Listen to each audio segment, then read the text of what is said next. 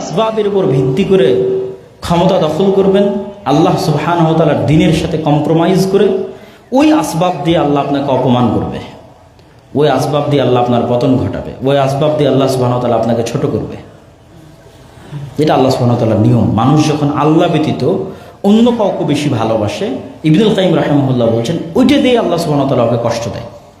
মনে করেন কোনো একজন মেয়েকে আপনি আল্লাহর চেয়ে বেশি ভালোবেসেছেন, ওই মেয়ে আপনাকে এমন ছেঁকা দেওয়া দিবে, ওইটা দিয়ে আল্লাহ সুবহানাহু ওয়া তাআলা আপনাকে কষ্ট দেবে। এই জন্য ভুলেও কোনো কিছুকে আল্লাহ সুবহানাহু ওয়া তাআলার চেয়ে বেশি ভালোবাসতে নাই। মনে করেন টাকাকে আপনি আল্লাহ সুবহানাহু ওয়া তাআলার চেয়ে বেশি ভালোবাসতেন, টাকা দিয়ে আল্লাহ সুবহানাহু ওয়া তাআলা আপনাকে ধ্বংস করে দিবে। এটা আল্লাহ সুবহানাহু ওয়া তাআলার নিয়ম।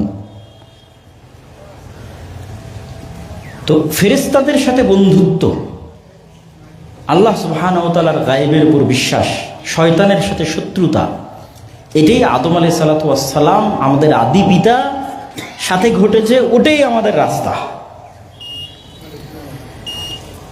এই জন্য আপনাকে এবং আমাকে সতর্ক করার জন্য রাসূলুল্লাহ সাল্লাল্লাহু আলাইহি ওয়াসাল্লাম বলেছেন, মা মিন মাউলুদ